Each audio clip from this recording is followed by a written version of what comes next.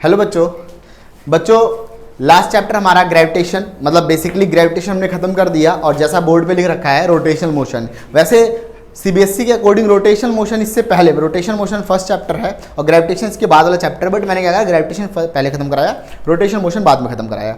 तो अब हम बात करेंगे चैप्टर रोटेशनल मोशन की। मैं रोटेशनल मोशन का इंट्रो दे देता हूं थोड़ा सा। रोटेशनल मोशन को पढ़ने के लिए आज की क्लास और इट में भी पॉसिबल जो नेक्स्ट क्लास होगी, ये दोनों क्लास हो सकता है इंट्रो में ही जाएं कि रोटेशनल मोशन है क्या, क्योंकि रोटेशनल मोशन एक्चुअल में स्टार्ट होता है सेंटर ऑफ मास से। जब हम सेंटर ऑफ मास के बारे में बात करते हैं वहां से रोटेशनल मोशन स्टार्ट होता है, ठीक है ना। तो अभी आज की क्लास और अगली क्लास में हम शायद यही समझेंगे कि रोटेशनल मोशन का बेसिक थीम क्या है, रोटेशनल मोशन है क्या। तो उसको समझने से पहले मैं आपको एक चीज बताता हूं, मैं बताता हूं रिजिड बॉडी। मैं रिजिड बॉडी की बात करता हूं और रिजिड बॉडी डायनेमिक्स हम थोड़ा समझते हैं, जैसे कि हेडिंग डाल रखा है मैंने, रोटेशनल मोशन रिजिड बॉडी। बेटा रिजिड बॉडी का मतलब क्या होता है? वो सभी बॉडी रिजिड बॉडी होती हैं जिनके पार्टिकल्स जो होते हैं वो अपनी पोजीशन चेंज ना कर सके। जैसे कि ये एक रिजिड बॉडी है, ये एक रिजिड बॉडी है। इसके अंदर अगर मैं दो पार्टिकल को एज्यूम करता हूं, अब इधर सामने अगर इसके अंदर मैं कोई दो पार्टिकल, वो बेटा वो दिखाओ, इसके अंदर अगर मैं दो पार्टिकल एज्यूम करता हूं, ये रहे है ना, ये पेन है, तो इसके अंदर मैं दो पार्टिकल एज्यूम करता हूं ऐसे करके, ये वाला पार्टिकल और ये वाला पार्टिकल, क्या पता आपको कैमरे में दिख रहा हो, ये ऐसे दो पार्टिकल मैंने एज्यूम कर लिए। तो अगर मैं इसके अंदर दो पार्टिकल एज्यूम करता हूं तो रिजिड बॉडी एक ऐसी बॉडी जिसके अंदर पार्टिकल जो हो वो अपनी पोजीशन चेंज ना करें, वो कहलाती है रिजिड बॉडी। तो सिंपल सी बात है, जितनी भी सॉलिड बॉडीज हैं वो सारी की सारी क्या है, लगभग रिजिड है ना। आपका ये बोर्ड है, यहाँ के कोई दो पार्टिकल मान लो, जैसे यहाँ पर मान लिया, यहाँ पर मान लिया, ये बॉडी अपनी पोजीशन, ये पार्टिकल अपनी पोजीशन चेंज थोड़ी करेंगे। तो लगभग जितनी भी सॉलिड बॉडीज हैं सारी की सारी क्या होती हैं, रिजिड होती हैं, ठीक है ना। अब बात करते हैं हम कुछ मोशंस को, क्योंकि देखिए अगर आपने ध्यान दिया हो तो चैप्टर देखिए, chapter first motion in straight line, motion in straight line यहां से स्टार्ट होता है बेटा, समझना ध्यान से, टाइम लगेगा थोड़ा लेकिन समझना। Motion in straight line, motion in plane, motion in plane है ना, लॉज ऑफ मोशन, उसके अंदर आपने वहां पर लॉज ऑफ मोशन पढ़ा। फिर वर्क एनर्जी छोड़े तो रोटेशनल मोशन। एक बात बताओ, इतने सारे मोशन तो आप पहले मोशन ना हुए तो पता नहीं क्या हो गए है ना।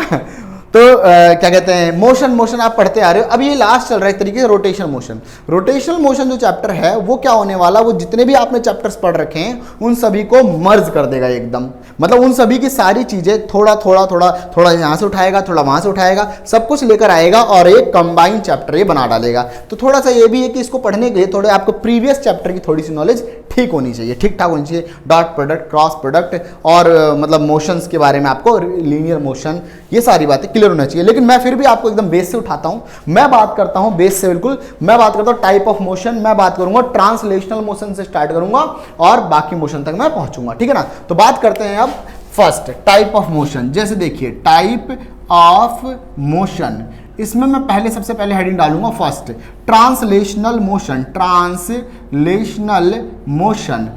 ट्रांसलेशनल मोशन सुनीला सा लग रहा है कि नहीं लग रहा? सुना कभी? बिल्कुल सुन रखा है। ट्रांसलेशनल मोशन क्या होता है? एक ऐसा मोशन जिस मोशन के अंदर जो ऑब्जेक्ट हैं या जो बॉडी मूव कर रही है उसके पार्टिकल्स अपनी पोजीशन में चेंज ना लाएं, ऐसे प्रकार का मोशन क्या कहलाता है? ट्रांसलेशनल मोशन कहलाता है। आई बात समझ में? तो मैं कहूंगा कि जो पार्टिकल्स के बीच की दूरी होती है वो बिल्कुल भी चेंज ना हो, इस प्रकार का मोशन क्या कहलाता है? Translational motion. The distance between particle do not change, बोलूंगा मैं, the distance between particles do not change, that is called translational motion। Sir ji कैसे? थोड़ा एग्जांपल देके दिखाओ। दिखा देता हूं भाई एग्जांपल देके। जैसे देखो, मान लो ये मेरी कार है लैम्बोर्गिनी, समझ रहे हो ना। अब ऐसे चल के जा रही है, यहां मैं कोई दो पार्टिकल कंसीडर कर लेता हूं, P1 पार्टिकल और P2 पार्टिकल, ऐसे करके ये कार चलते चलते यहां पहुंच जाएगी। अब देखिए इसके अंदर जो ये पार्टिकल की पोजीशन है, पार्टिकल की पोजीशन में कोई चेंज आया क्या? यहां से यहां तक D और यहां से यहां तक वो यही बना रहेगा P1 और P2, that is also distance of D। कोई पार्टिकल की पोजीशन में चेंज आया क्या? हाँ भाई, कोई पार्टिकल की पोजीशन चेंज तो नहीं आया। तो इस प्रकार का जो मोशन होता है वो क्या कहलाता है, ट्रांसलेशनल मोशन, जिसके अंदर जो पार्टिकल का डिस्टेंस हो बिल्कुल भी चेंज ना हो। समझे। नेक्स्ट बात करते हैं रोटेशनल मोशन। नोट करिए फटाफट एक बार इसको। ठीक, अब हम बात करते हैं नेक्स्ट। हमने क्या देखा पहले, ट्रांसलेशनल मोशन। मैंने कहा था इस चैप्टर को मैं बेस से उठाऊंगा। तो सबसे पहले जो हमने सेकंड चैप्टर पढ़ा था मोशन इन स्ट्रेट लाइन, उसके अंदर पार्टिकल जो चल रहे थे वो लीनियर और ट्रांसलेशनल मोशन में ही तो चल रहे थे सारे सारे पार्टिकल्स। तो वहां से अब हम बात करते हैं रोटेशनल मोशन। फिर प्रॉब्लम एक ये आती है कि सर रोटेशनल मोशन आप बता तो रहे हो, रोटेशनल मोशन आप बता तो रहे हैं, लेकिन इसमें प्रॉब्लम ये है कि भाई हमने एक और मोशन पढ़ रखा है, हमने सर्कुलर मोशन पढ़ रखा है। तो सर्कुलर मोशन जब था तो रोटेशनल मोशन की जरूरत क्या है, और सर्कुलर मोशन और रोटेशनल मोशन में फिर फर्क क्या है। देखिए, जब मैं सर्कुलर मोशन पढ़ता हूं, जब मैं सर्कुलर मोशन कहता हूं तो इसका मतलब जैसे एक स्ट्रिंग लेता हूं, धागा लेता हूं, इसमें पत्थर बांध दिया मैंने, और ये मास जो है ये मासलेस स्ट्रिंग है। स्ट्रिंग जो है वो मासलेस है, ये बिल्कुल मासलेस है। तो ये पार्टिकल जो है वो इस तरीके से इस ट्रैक पे घूम रहा है, ये कहलाता है that is circular motion when the particle move in circular track. तो कहलाएगा सर्कुलर। रोटेशन में क्या फर्क है, तो जब देखिए इसमें क्या होता है, when n number of particle move along circular track. जब n नंबर ऑफ पार्टिकल क्या होते हैं, circular, when n number of particle move along circular track, जब एक n number of particle circular track के अराउंड घूमेंगे तो वो मोशन कहलाएगा रोटेशनल मोशन। सर जी समझ में नहीं आया, आओ समझाते हैं। देखो, जैसे मान लो ऐसे करके एक बॉडी है, ऐसे करके यहाँ से एक मतलब होता है ना, जैसे रॉड वगैरह ले लो, इसको मैंने हिंज कर दिया, मैंने इसको ऐसे टांग दिया था, इसको लटका दिया। लटकाने के बाद इसके पास 1 2 3 ऐसे बहुत सारे पार्टिकल्स हैं भाई, मोटी सी रॉड है, तो मैंने इसको लटका दिया। अब इसको घुमा दिया, मैंने इसको ऐसे, इसको ठोक के कील से ऐसे घुमा दिया। अब इसके अंदर ये ऐसे करके घूम जाएगा, ऐसे करके। अगर मैं थोड़ा ध्यान दूंगा तो इसका ये वाला पार्टिकल पकड़ लो, ये वाला पार्टिकल इस फिक्स्ड एक्सिस के अराउंड घूमा कि नहीं घूमा, इस फिक्स्ड एक्सिस के अराउंड घूमा। इस वाले को पकड़ लेते हैं, ये वाला पार्टिकल इस फिक्स्ड एक्सिस के अराउंड घूमा कि नहीं घूमा, ऐसे करके। आया ना भाई, आया। इसको पकड़ लेते हैं। इसी प्रकार ये वाला पार्टिकल जो है ये इस फिक्स्ड एक्सिस के अराउंड घुमा कि नहीं घुमा। मतलब हम क्या देख पाते हैं, हम देख पाते हैं कि जो हर एक पार्टिकल है वो क्या होता है, एक फिक्स्ड एक्सिस के अराउंड घूमता है। तो हम इसीलिए कहते हैं कि रोटेशनल मोशन एक ऐसा मोशन है, इसीलिए वो सर्कुलर मोशन से अलग भी है। वो एक ऐसा मोशन है जिस मोशन के अंदर सभी के सभी पार्टिकल्स जो हैं वो एक फिक्स्ड एक्सिस के अराउंड घूमेंगे। इस प्रकार के मोशन को हम कहेंगे रोटेशनल मोशन। हम क्या कहेंगे इसको, रोटेशनल मोशन। मेरी बात समझ में आ रही है? ठीक है बेटा। तो रोटेशनल मोशन क्या होता है, जिसके अंदर एक पार्टिकल, ये रहा, ये देखिए ये रॉड, इसमें ढेर सारे पार्टिकल्स, ये अब ऐसे घूमेंगे ऐसे करके, तो इसको आप सर्कुलर नहीं कहेंगे, क्योंकि सारा पार्टिकल आपका सर्कुलर ट्रैक पे घूम रहा है ना, तो ये बन गया रोटेशनल मोशन। इतना फर्क है। अभी थोड़ी देर में हम और इसको समझेंगे। अब मैं बात करता हूं एक और motion, that is rolling motion. क्या, रोलिंग मोशन। तो रोलिंग मोशन समझ लेते हैं, रोलिंग मोशन क्या होता है इसके अंदर। सेकंड पॉइंट होगा एक तरीके से ये। अब बात करता हूं मैं third point, that is rolling motion. मैं थोड़ा रोलिंग पे ध्यान दूंगा। रोलिंग मोशन, फुटबॉल जो है वो रोल करता है ना भाई, जैसे रोलिंग मोशन। अब अगर फुटबॉल की मैं बात करूं तो फुटबॉल क्या देखते हैं कि फुटबॉल जो है, अगर मैंने उसको किक किया, किक करने के बाद क्या होता है, ऐसे गोल गोल गोल गोल घूम के आगे की ओर जाता है ना। तो जैसे ऐसे ऐसे देख लेते हैं, ये हो गया ऐसे करके, ऐसे ये हो गया सेंटर, और ये हो गया ऐसे करके, ये लीनियर पाथ हो गया ये। जब इसको हिट किया ऐसे करके, तो ये भागता भागता भागता भागता यहाँ चला गया, ऐसे करके भागता भागता यहाँ चला गया। मैं अगर थोड़ा फोकस करूँ और थोड़ा देखूँ, आप सबको भी समझ में आ रहा है, ये सेंटर वाला पार्टिकल, इसके इस सरकमफ्रेंस पे बहुत सारे पार्टिकल्स हैं। मैं एक पार्टिकल पकड़ लेता हूँ ऐसे करके, एक मैंने P1 पार्टिकल पकड़ लिया। P1 पार्टिकल अभी यहाँ था, जब ये फुटबॉल रोल करता हुआ गया तो P1 पार्टिकल कहाँ पहुँच गया, P1 particle it may be possible कि वो यहाँ पहुँच गया होगा या यहाँ पहुँच गया होगा। हाँ या ना भाई, अरे भाई P1 पार्टिकल यहाँ पहुँच गया होगा। लेकिन अगर मैं ध्यान दूँ इस सेंटर वाले पार्टिकल को, O वाले को, इसने अपनी पोजीशन चेंज करी क्या है, यहाँ था। अभी फुटबॉल रोल करता हुआ जा रहा है, लेकिन ये पार्टिकल तो यहीं का ही बना हुआ है ना, और ये वाला पार्टिकल उसके अराउंड घूमे जा रहा है।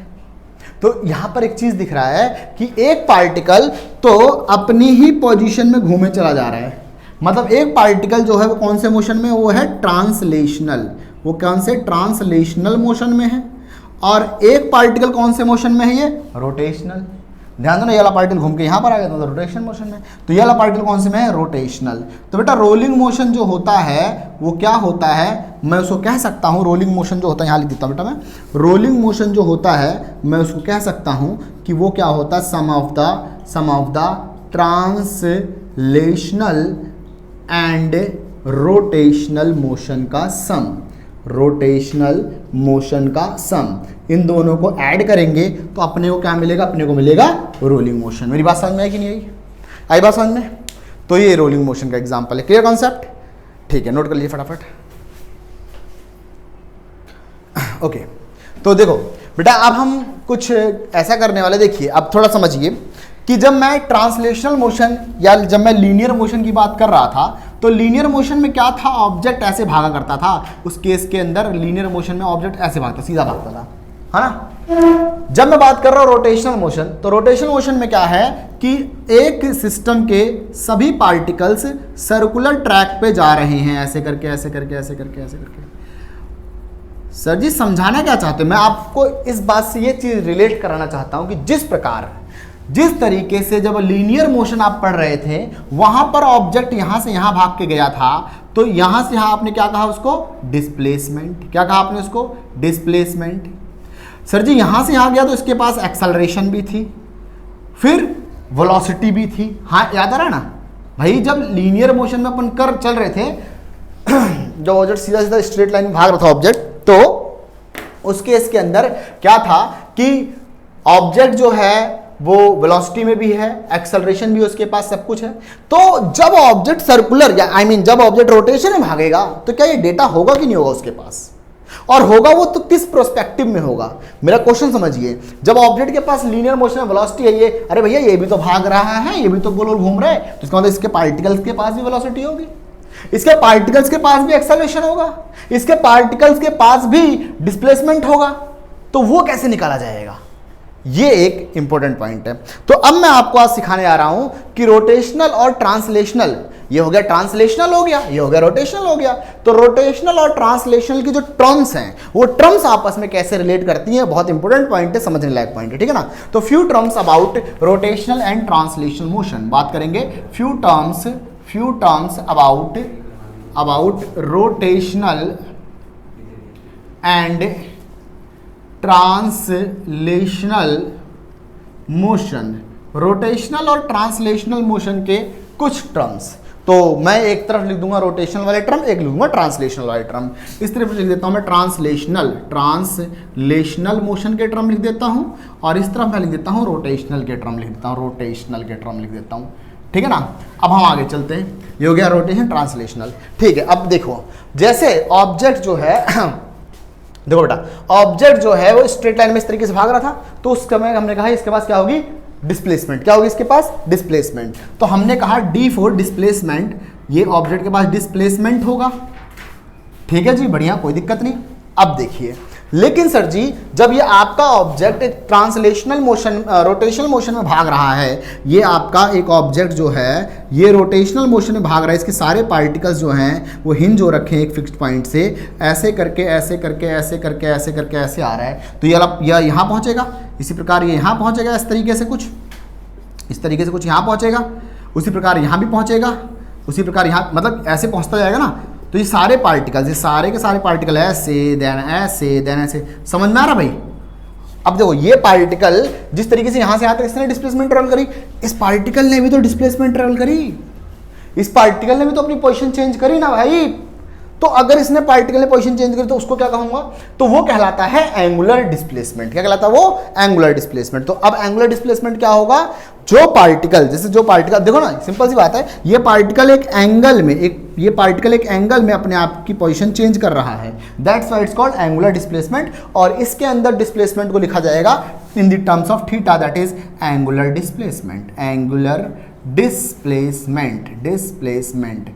बेटा मैं समझाना क्या चाह रहा हूँ, मैं आपको ये समझाना चाह रहा हूँ, जैसा आपने लीनियर पढ़ रखा है ना, ट्रांसलेशन पढ़ रखा है, ट्रांसलेशनल का रोटेशन से क्या संबंध है और दोनों संबंध है भी कि नहीं है। अब आगे चलते हैं। जिस तरीके से ऑब्जेक्ट भाग रहा था तो ये वेलोसिटी बनी थी, v4 वेलोसिटी बनी थी, u4 इनिशियल वेलोसिटी बनी थी, इनिशियल वेलोसिटी बनी थी, वेलोसिटी, और v4 बनी थी फाइनल वेलोसिटी, फाइनल वेलोसिटी बनी थी, फाइनल वेलोसिटी। बेटा उसी प्रकार से यहां पर भी जब ये पार्टिकल, वेलोसिटी याद करो क्या होता था, वेलोसिटी होता था डिस्प्लेसमेंट अपॉन टाइम होता था, इस तरीके से मैंने पढ़ा था। उसी प्रकार यहां पर जब ये पार्टिकल यहां से यहां भागेगा तो इसके पास भी वेलोसिटी है, भाग रहा है ना, भाग रहा, रोटेट हो रहा है ना, तो वेलोसिटी है, तो उसको हम कहेंगे एंगुलर वेलोसिटी। क्यों? क्योंकि ये पार्टिकल जो है एक एंगल में अपना डिस्प्लेसमेंट ट्रेवल कर रहा है, इसीलिए जो इसकी वेलोसिटी बनेगी वो एंगुलर वेलोसिटी बनेगी। बोलो हाँ या ना, आ रहा समझ में? हम उसको डिनोट करेंगे ओमेगा से, और इनिशियल एंगुलर वेलोसिटी को डिनोट करेंगे ओमेगा नॉट से, और फाइनल एंगुलर वेलोसिटी डिनोट करेंगे ओमेगा से। That is initial angular velocity, initial angular velocity, और ये हो जाएगा आपका final angular velocity, final angular velocity हो जाएगा। ये नहीं समझे? ये हो जाएगा इनिशियल एंगुलर वेलोसिटी, हो जाएगा फाइनल एंगुलर वेलोसिटी। क्लियर है? ध्यान रखेंगे? ओके जी, ठीक है जी। अब थोड़ा सा और आगे चलते हैं, क्या चलते हैं? अब बात करते हैं एक्सेलरेशन की। यहां पर होता था एक्सेलरेशन, सीधा जा रहा है ऑब्जेक्ट, ट्रांसलेशनल मोशन में जा रहा है, तो उसके पास होता था एक्सेलरेशन। तो A4 that is the acceleration of an object, acceleration. तो वो जो एक्सेलरेशन यहां पर बन जाएगा वो बन जाएगा बेटा, वो एक्सेलरेशन यहां बन जाएगा अल्फा। क्या बन जाएगा? Angular acceleration, angular acceleration. ठीक है ना? ओके।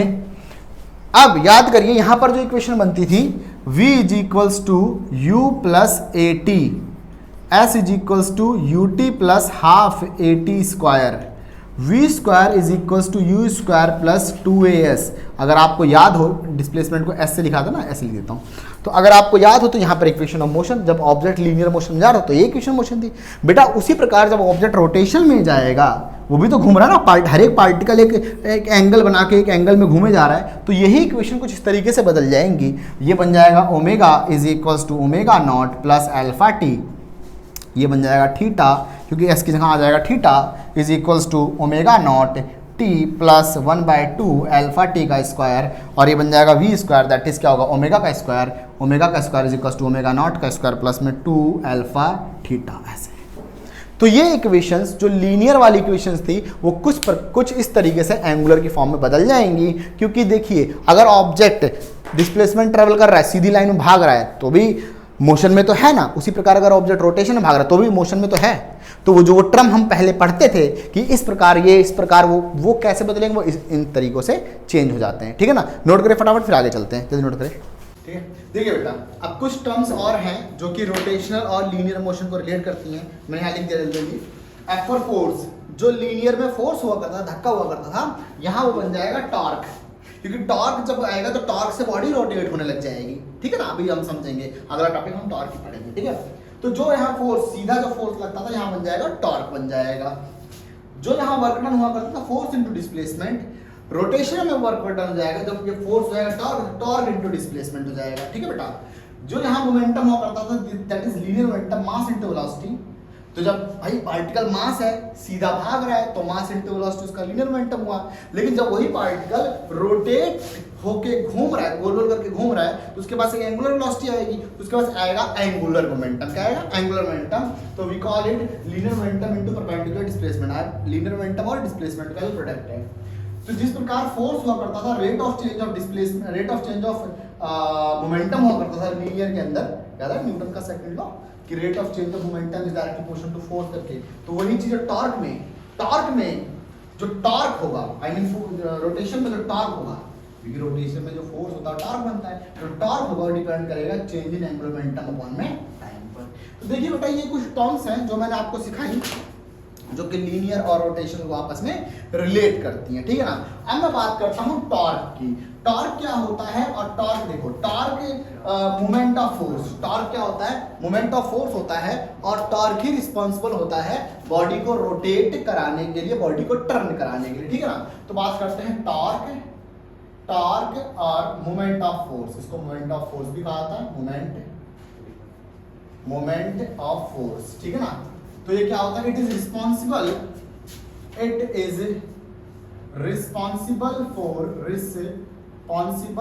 Turning effect.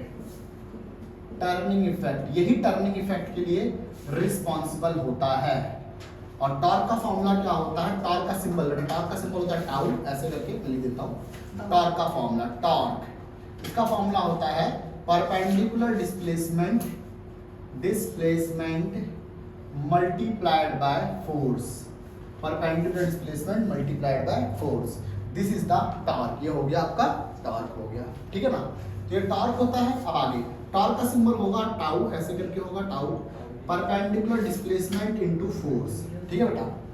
फिर याद आया मुझे, परपेंडिकुलर डिस्प्लेसमेंट जो है it work like a vector A और force that is work like a vector B.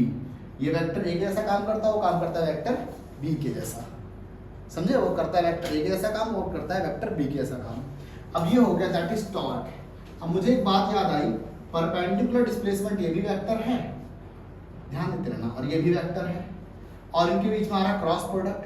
तो इसका मतलब ये है, सिंपल सी बात है, आपने वेक्टर प्रोडक्ट में सीख रखा है। तो वेक्टर प्रोडक्ट में ये था कि दो वेक्टर का क्रॉस मल्टीप्लिकेशन हो, और दो वेक्टर के क्रॉस मल्टीप्लिकेशन के बाद जो आंसर आता है, रिजल्टेंट वेक्टर आता है, वो भी क्या होता है, एक वेक्टर होता है। याद आया ना। तो दो वेक्टर का क्रॉस प्रोडक्ट होगा, उनका जो रिजल्टेंट आए वो भी एक वेक्टर ही होगा। इसका मतलब इसके पास भी डायरेक्शन होगी, मैग्नीट्यूड होगा। कैसे कैलकुलेट करेंगे वो मैं समझाने जा रहा हूँ। और दूसरी बात लास्ट कि टॉर्क होता था, जब ये ए बी हटता था, क्रॉस प्रोडक्ट होता, साइन थीटा आता था ना, यहाँ पे क्या हो जाएगा, F D force into perpendicular displacement sine theta, ऐसे करके। साइन थीटा क्या होता है बेटा, angle between force and displacement, angle between force and displacement. बोलो समझ में आ रहा है कि नहीं आ रहा है? आ रहा समझ पूरा, ठीक है ना। चलिए थोड़ा सा हम इसको एक प्रैक्टिकल डेमोन्स्ट्रेशन भी करके देख लेते हैं, ज़्यादा अंडरस्टैंडिंग के लिए थोड़ा सा हम इसको समझ लेते हैं। तो लेट अस अंडरस्टैंड, इसको थोड़ा और समझते हैं फॉर मोर क्लियरिटी, ठीक है। तो थोड़ा और समझते हैं इसको कैसे। देखिए इसके लिए मान लेते हैं, सबने बेटा वो कभी ना कभी इस्तेमाल किया होगा रेंच और चाबी पाना, है ना। चाबी पाना, बोल्ट कसने के लिए, बोल्ट ढीला करने के लिए आपने भी इस्तेमाल कर रखा होगा ना। बोल्ट और ना कर रखा हो तो एक बार करके देखना, जैसे बता रहा हूँ क्या वैसा होता है क्या। आओ चलो समझते हैं। देखिए ये हो गया बोल्ट, इसको मान लेते हैं बोल्ट। देखिए टॉर्क कैसे काम करता है वो मैं दिखा रहा हूँ आपको। ये बोल्ट मान लेते हैं, और ये हो गया आपका रेंच हो गया, मतलब या तो चाबी पाना हो गया, ऐसे करके, ऐसे कुछ ऐसे रफ डायग्राम थोड़ा सा ऐसे। ये बोल्ट हो गया, ये सब हो गया। अब देखिए बेटा इसको ना आप फोर्स तो एक इसको देखो, ये हो गया परपेंडिकुलर डिस्प्लेसमेंट हो गया। फोर्स आप इस पर दो प्रकार लगा सकते हैं, एक तो आप इसको ऐसे भी धकेल सकते हैं, ऐसे करके, है ना, और एक ऐसे। मैं ऐसे मान लेता हूँ कि फोर्स लग रहा है विद समथिंग एंगल थीटा, मान लेता हूँ ऐसे, क्योंकि इससे दो बातें क्लियर हो जाएंगी, समझते हैं। अब फोर्स लग रहा है ऐसे, किसने फोर्स पे ऐसे लगाया, इस तरीके से लगाया। अब फोर्स लग रहा है एक एंगल थीटा से, तो इस तरफ कौन सा कंपोनेंट जाएगा, F cos theta, resolution of vector, है ना, एफ कॉस थीटा। और एक परपेंडिकुलर कंपोनेंट कौन जाएगा, एफ साइन थीटा। अब मुझे एक बात बताओ, एफ कॉस थीटा का मतलब कुछ ऐसा है, ऐसे करके है, ऐसे करके कि जो चाबी लगा के ऐसे आते हैं, एफ कॉस इधर लगा रहा हूँ। अगर मैं एफ कॉस इधर लगा रहा हूँ तो ये क्या बोल्ट रोटेट हो जाएगा क्या? कौन रोटेट करा पाएगा बोल्ट को? साइन थीटा वाला कंपोनेंट, साइन थीटा वाला कंपोनेंट रोटेट करा पाएगा ना बोल्ट को। तो इसका मतलब कॉस थीटा वाला कंपोनेंट तो रोटेट करा ही नहीं पाएगा, ये कंपोनेंट करा पाएगा। तो टॉर्क क्या हो गया, टॉर्क हो गया आर इनटू में एफ, है ना, and F sine theta is responsible. यहां से आपको क्लियर दिख भी गया और फॉर्मूला भी फिर समझ में आ गया कि साइन थीटा ही क्यों आता है, क्योंकि साइन थीटा ही जो है वो रिस्पॉन्सिबल है उसको टॉर्क, उसको घुमाने के लिए। समझ रहे बात को? तो F sine theta is responsible for rotation, यही रिस्पॉन्सिबल होता है रोटेशन के लिए, ठीक है ना। ओके, अब थोड़ा और समझ लेते हैं इसको। अब थोड़ा वेक्टर के हिसाब से, ये काम कर रहा है वेक्टर ए के जैसा, ध्यान देना बेटा, ये काम कर रहा है वेक्टर बी के जैसे। तो रिजल्टेंट वेक्टर कैसे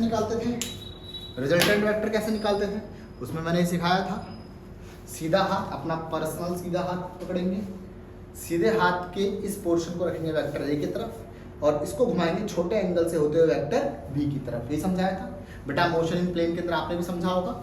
इसको रखेंगे वेक्टर ए की तरफ, और इस हथेली को बी वेक्टर की तरफ रखते, छोटे एंगल की तरफ रखते हुए घुमाएंगे वेक्टर बी की तरफ, ठीक है ना। अंगूठा दिखा देगा वेक्टर सी, आइए चलिए समझते हैं क्या ये सच में काम करता है। आओ, ये हो गया वेक्टर ए हो गया, आर वेक्टर वेक्टर ए हो गया, और force act like vector B, ये वर्क कर रहा है वेक्टर बी, तो ये हो गया ना। छोटा एंगल ये रहा, हथेली को मैंने वेक्टर बी की तरफ रखा, हथेली को मैंने वेक्टर बी की तरफ रखा, और छोटे एंगल से होते हुए मैंने इसको घुमा दिया।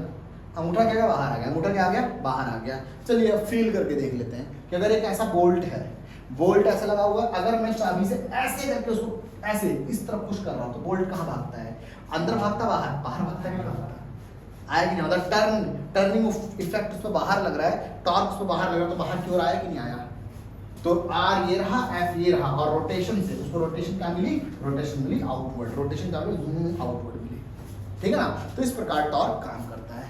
क्लियर है बात, आई बात समझ में, पक्का ना, ठीक है भाई, आपको भी नोट कर लीजिए फटाफट इसको। देखिए बेटा अभी इस पे हम क्वेश्चन कर लेते हैं टॉर्क पे। क्वेश्चन ऐसा है कि एक मास है ना, ये मास 1 kg एक स्ट्रिंग से लटका हुआ है, और उसने अपनी मेन पोजीशन से वो 30 डिग्री एंगल बना के इस तरीके से यहाँ चला गया, मेन पोजीशन 30 डिग्री एंगल बना के यहाँ पे इस तरीके चला गया। अब क्वेश्चन ये है कि बताइए टॉर्क कितना लग रहा होगा, बताइए टॉर्क कितना लग रहा होगा, तो कैसे कैलकुलेट करें। देखिए बेटा पहले तो मैं ये देख लेता हूँ, ये मास यहाँ पर तक 30 डिग्री पहुंचा था, उसके बाद टॉर्क, तो इसका फिर वही डायग्राम बनाता हूँ। देखो mg फोर्स नीचे लग रहा होगा, mg का एक कंपोनेंट इधर लग रहा होगा और एक कंपोनेंट लग रहा होगा इधर, तो ये थीटा, देखिए बेटा ये लाइन और ये लाइन पैरेलल है, इसका मतलब ये थीटा, तो ये वाला थीटा हो गया 30 डिग्री, बोलो हाँ या ना, ये समझ में आता है नहीं आता समझ। अरे भाई दो लाइन के बीच में जो एंगल बनता है बराबर बनता है, तो ये लाइन और ये लाइन दोनों लाइनें पैरेलल हैं, तो जितना एंगल ये बना उतना एंगल ये बनेगा, एक ही लाइन बन गया। तो ये थीटा, तो ये हो गया mg cos 30 डिग्री हो गया, और ये हो गया mg sin 30 डिग्री हो गया। तो फोर्स हो गया ये, और परपेंडिकुलर डिस्प्लेसमेंट हो गया ये। और सर जो परपेंडिकुलर डिस्प्लेसमेंट की वैल्यू क्या है, तो पूरे धागे की लंबाई जब 1 मीटर, मतलब यहाँ पर था तो पूरी लंबाई 1 मीटर है, तो ऑफकोर्स यहाँ भी 1 मीटर होगी। अरे भाई जब यहाँ पर था तो 1 मीटर है ना, यहाँ जाएगा तो घट थोड़ी है, 1 मीटर रहेगी। तो टॉर्क क्या होता है, टॉर्क होता है फोर्स इंटू परपेंडिकुलर डिस्प्लेसमेंट हो गया।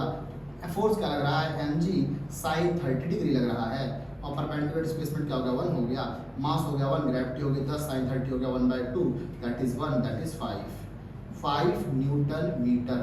हाँ टॉर्क की यूनिट भी मैंने अभी बताई नहीं आपको, तो देखिए टॉर्क की यूनिट भी देखिए, फोर्स इंटू डिस्प्लेसमेंट हो गया ना, डिस्प्लेसमेंट, तो फोर्स तो होता है न्यूटन और डिस्प्लेसमेंट होता है मीटर, तो टॉर्क की यूनिट भी ध्यान रखिए न्यूटन मीटर, ठीक है बेटा। तो टॉर्क होगा 5 न्यूटन मीटर, नोट करके फटाफट आगे चलते हैं।